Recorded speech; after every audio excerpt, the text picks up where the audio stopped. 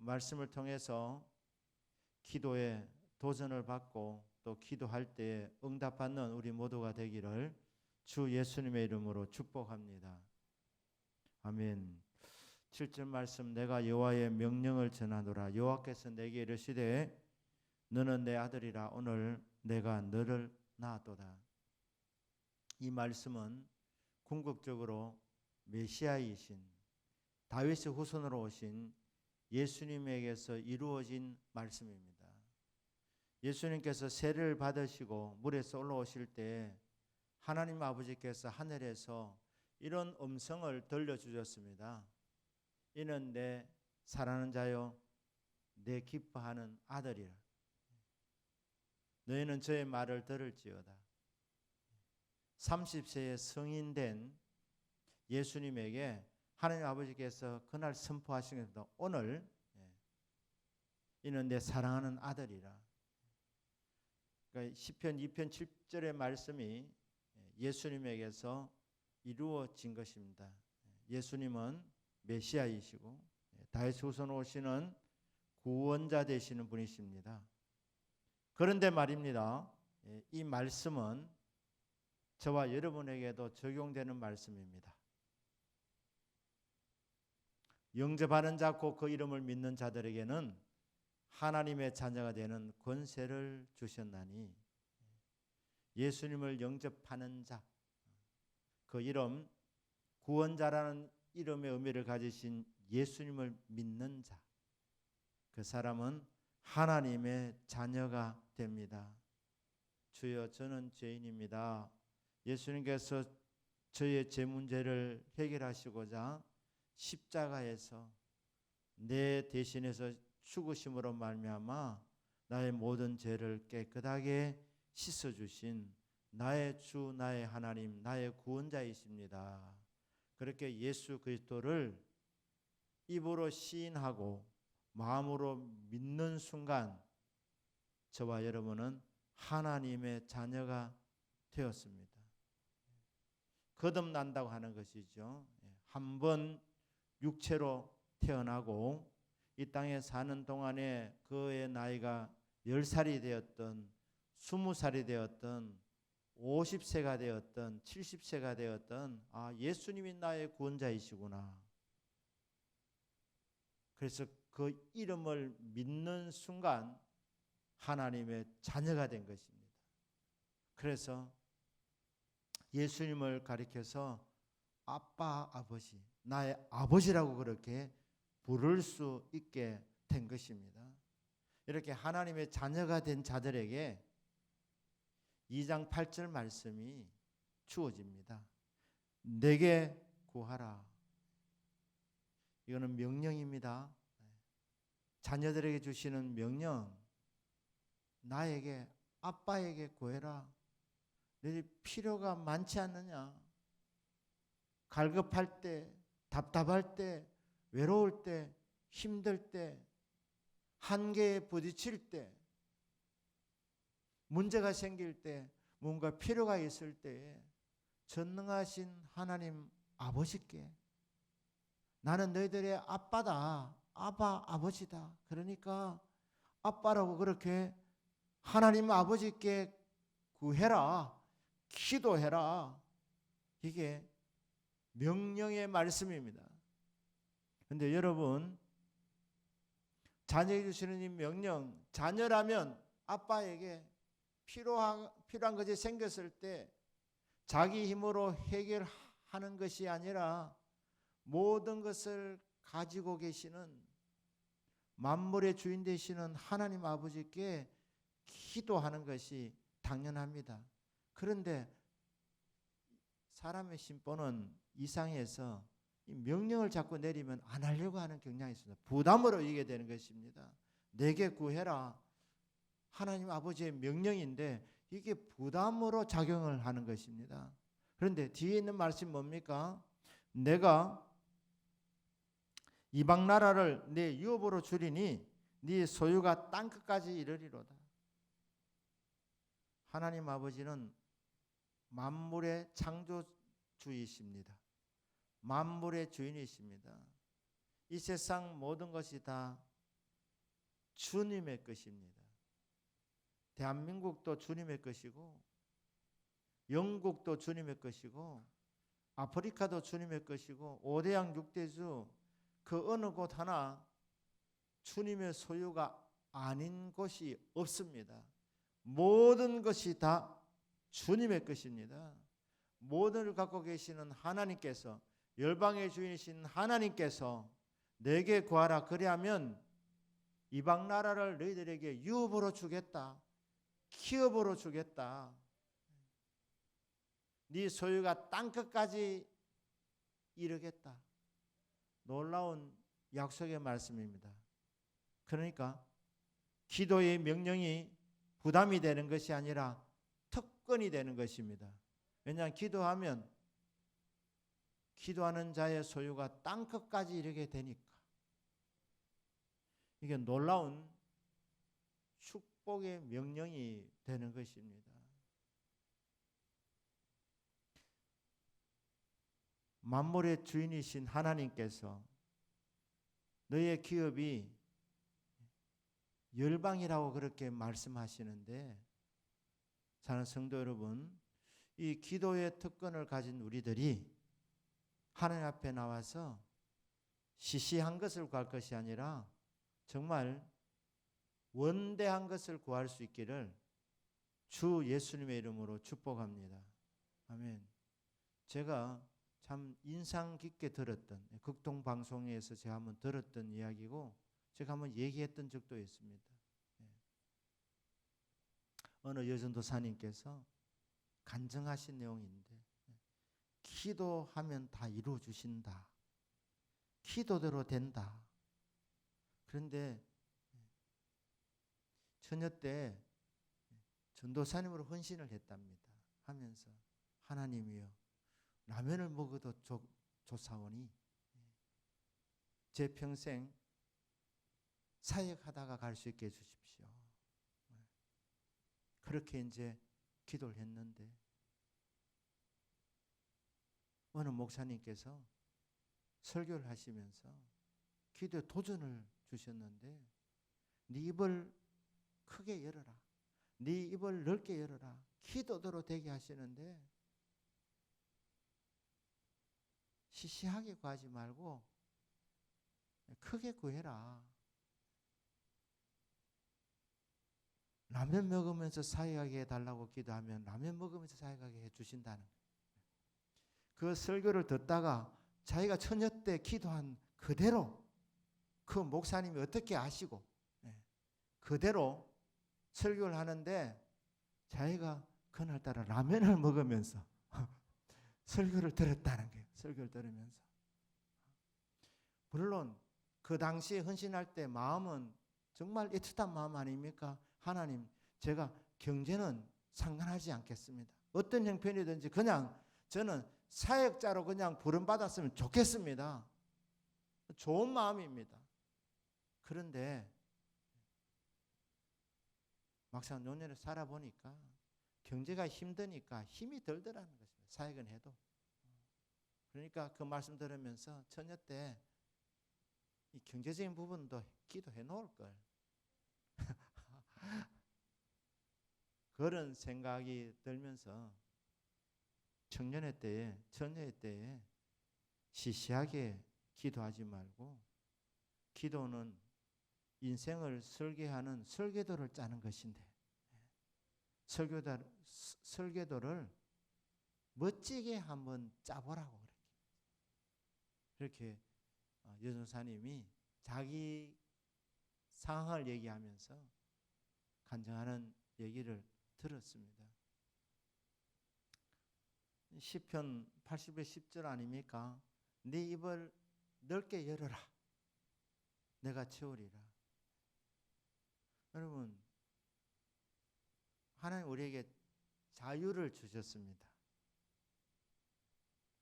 우리는 입을 열 때 크게 열 수도 있고 적게 열 수도 있습니다. 자유이기 때문에. 근데 주님은 뭐라고 말씀하시냐 하면 입을 열 바에는 크게 열어라. 왜?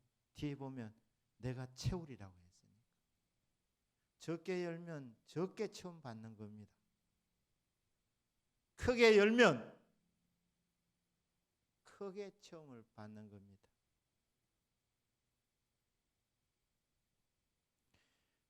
내게 구해라. 내가 이방 나라를 유업으로 주겠다. 뭡니까? 기도에 무한한 가능성을 열어놓으셨다는 것입니다. 이 땅을 살아가면서 이 지구촌에 그 어느 것도 주님의 소유가 아닌 곳이 없기 때문에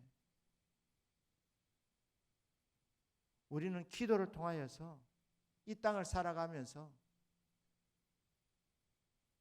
엄청난 열매를 맺을 수도 있습니다. 조건은 입을 여는 대로 이루어진다는 것입니다.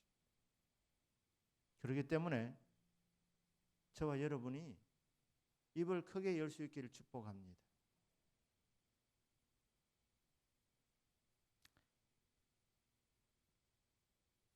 감기 걸렸을 때 범사에 주님께 의논하라 했으니까 감기 낫도록 기도하는 것 당연히 해야 되는 것입니다. 하지만 그 감기를 위한 기도는 한두 번 하시면 됩니다. 타이레놀 드셔도 낫습니다. 그러니까 여러분 그 기도의 소중한 시간 속에서 여러분 정말 시시한 것을 두고 밤을 새면서 그렇게 기도할 것이 아니라 하나님만이 해줄 수 있는 것, 그런 것들을 구할 수 있기를 주님의 이름으로 축복합니다. 어떤 분은 그래 말하지 않습니까?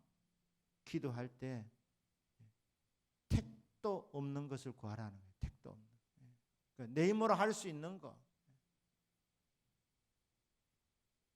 모든 걸 가진 그분 앞에 나가지고 그 쭈삣쭈삣하게 해가지고 주님이 뭐니? 말해봐라. 겨우 입을 열면서 주님 저 10만 원 안 될까요? 그건 주님 무시하는 일입니다. 여러분 어떤 분에게는 사실 10만 원이 절실할 수 있습니다. 하지만 진짜 만왕의 왕이신 주님 앞에 나와가지고 여러분 10만 원은 그래 기도 안 하셔도 알바 한 이틀 이렇게 바짝 하면 벌 수 있는 액수 아닙니까? 기도 안 해도 다른 방법으로도 그 정도는 채울 수 있습니다. 노력하면 됩니다. 그러니까 기도는 내 노력으로 이룰 수 있는 것을 구하는 것이 아니라 하나님만이 해줄 수 있는 것, 그런 것들을 구한다는 겁니다. 그러니까 하나님이 엄청나게 말씀하셨지 않습니까?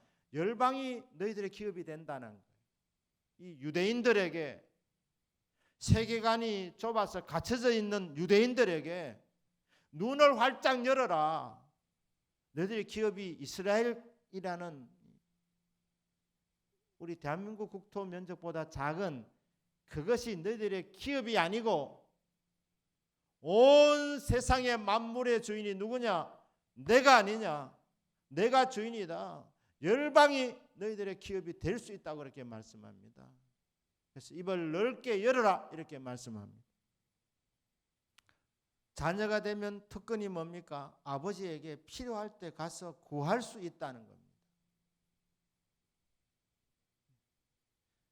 미국의 백악관에 계신 분을 만나고 싶으면 신청을 해야 됩니다.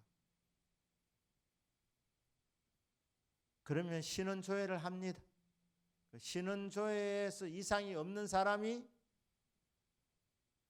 백악관의 그 주인공을 만날 수 있습니다. 그것도 정한 시간에 가야 하고 그리고 한정된 시간 속에 만날 수가 있습니다. 하지만 24시간 언제라도 가서 만날 수 있는 사람은 미국 대통령의 자녀일 경우에는 언제든지 들어갈 수 있습니다. 무시로 들어갈 수 있습니다. 집무 시간뿐 아니라 밤에도 들어갈 수 있고 한밤중에도 새벽에도 필요한 것이 있을 때는 언제든지 들어가서 요청할 수가 있습니다. 이게 자녀가 된 특권입니다.